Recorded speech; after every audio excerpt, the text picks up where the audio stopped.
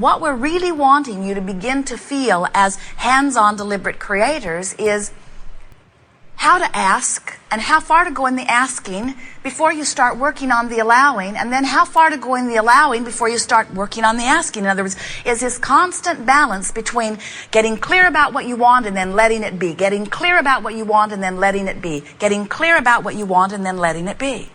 Nothing will ever stand still, and nothing will ever be complete. And so until you get comfortable with that dance, you're not going to be happy in your body. You're not going to be happy in this time-space reality. You're not going to be happy wanting things that haven't happened yet. And you're not going to feel comfortable in just sitting back and letting God do what you think you should do. In other words, you are creators. You like to create. You like to get your hands in the clay. You like to be active in molding your life experience.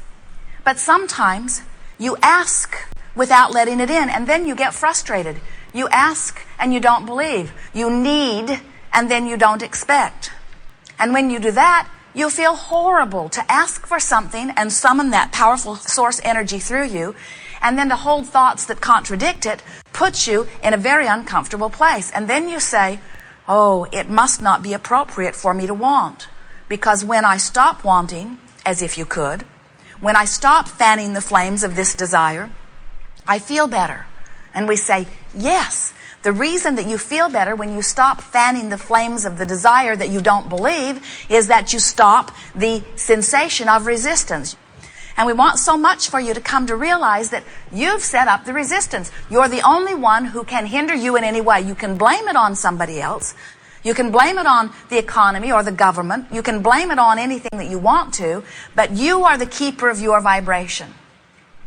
And when you decide that you want to feel good, when you decide you're going to mold your energy, when you decide you're going to want and then allow, identify desire and then bask in it, then not only do you feel wonderful all of the time, those who see you think you have a magic wand, because it seems that all you have to do is lay your eyes in the direction of something desired and it flows easily into your experience.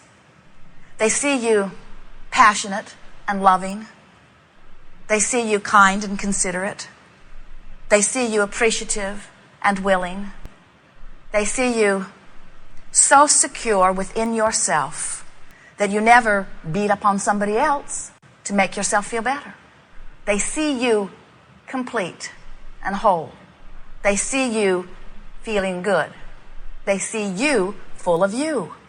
It's so good to be full of you.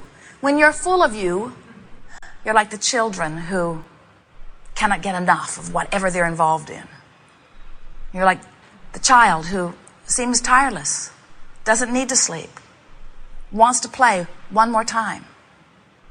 So what are we talking about here? Are we teaching the science of deliberate creation, which means think about what you want? Or are we teaching the art of allowing, which means pet your cat and don't think about what you want? We're teaching whatever it takes for you to feel good. And for every one of you, it will be a different recipe in different moments. Because sometimes you want something so badly you can taste it. What's that tell you? You're full of resistance. You want it so much it hurts. You say, I want that so bad it hurts. And we say, it's going to be a while on this one. So get used to the pain. Or you say, thinking about that just makes me happy. And we say, then it's on its way, if not already here. When you say, I've wanted this for so long, I can't remember not wanting this. We say, it's going to be a while. When you say, that's a good idea, bam, manifestation. When you say, wouldn't it be nice if, bam, it's right there. When you say, you know what I really like about that? There it is, again and again. When you say, you know what I really don't like about that? There it is, again and again. In other words, you are the focuser. You get to point your attention in the direction of anything that you choose. And then you got to line up with it. That's all. So, if you're looking at something tragic and you feel horrible while you're looking at it, guess what? You're lined up. When you look at something not wanted like cancer, and you feel horrible as you're looking at it, you're lined up with it. But an easier way to hear that is when you feel bad, you're not lined up with what you do want. In other words, we don't want you to begin to think that there is this source of good and this source of bad. And when you feel good, you're in alignment with the source of good. And when you feel bad, you're in alignment with the source of bad. Although it plays out exactly that way. What we would rather you understand is that there is a stream of well-being, and the better you feel, the more in alignment with it you are. And when you don't feel good, you are somehow doing that thing you do, which is keeping you from being a vibrational match to the well-being that is natural to you, that really is you. So why are you here? It seems like it should have been more. It seems like there should be more to it. It should be more complicated. After all, I've devoted thousands of lifetimes to this understanding. I'm on the leading edge of thought. I paid $150 to get here. Shouldn't there be more to this? And we say, oh, there's a lot more, but it all falls under the category of joy. It's all for joy. It's all for your exhilarating life experience. It's all for our joy. All of this exists so that you can continue to expand in joy. Did we say all of this exists so that you can joyfully expand? Well, the expansion is inevitable. But if joy is your goal, it certainly is ours. Then, and only then, are we able to stay in balance.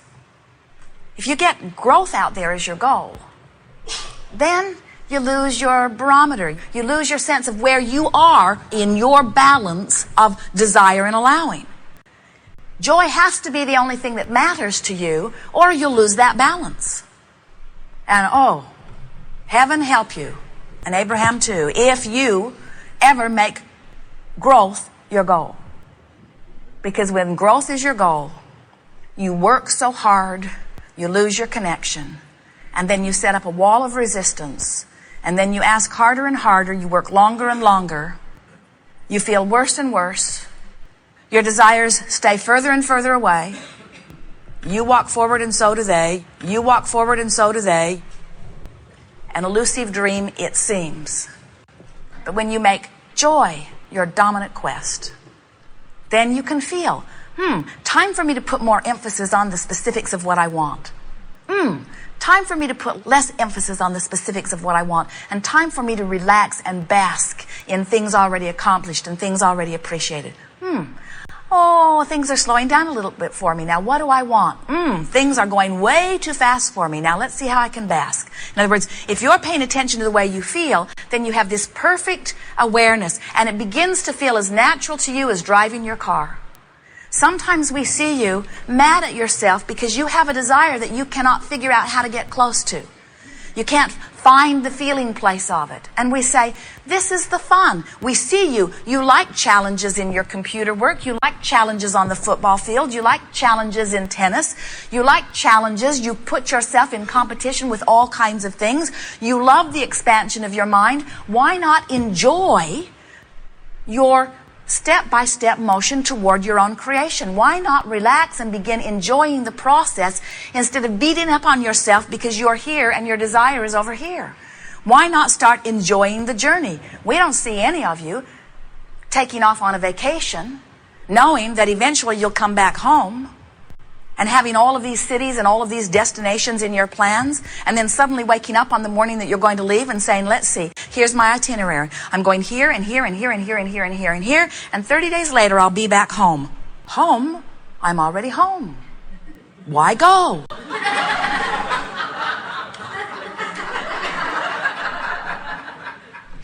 I could save a lot of time and trouble and money.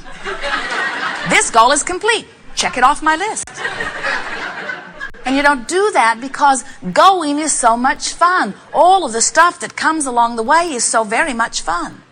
And so that's the way each of your desires is to feel to you. That's what you planned. You didn't say, I'll go forth and instantly manifest. You said, I'll go forth and I'll get an idea and I'll line up with it, and all that is will assist, and I'll see progress which will give me greater clarity. And as that greater clarity comes and I stand in that partially manifested stage, I'll have other ideas, because everything about me and everything about my desire will have shifted a little bit, and I'll add clarity to what I want.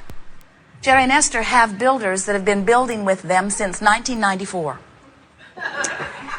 And it's a small crew. They're on their 5th or 6th building now. And the thing that Jerry and Esther love most about it is they go so slow that Jerry and Esther can change their mind a zillion times before anything happens, which is wonderful because it gives them the opportunity to conclude and to attract and to change their mind. And their builder stands before them, looks both of them in the eyes, and says, "We're ready to go on this, right?" And Esther says, "Yeah, go with it, and if we don't like it, we'll do it again." So the large building, much of it porches, is on its 5th painting. The rooms are getting smaller and smaller. And it's almost right.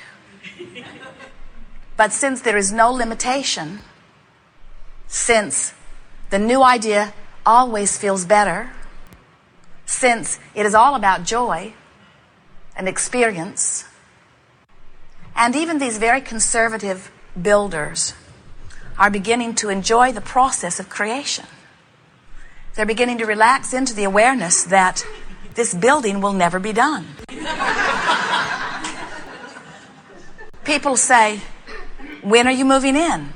And Jerry will say, "We don't know." "Well, what is your deadline?" "Well, we don't have a deadline." "Well, how fast should I go?" "As fast as pleases you. Do what's comfortable for you." They're having quite an adjustment.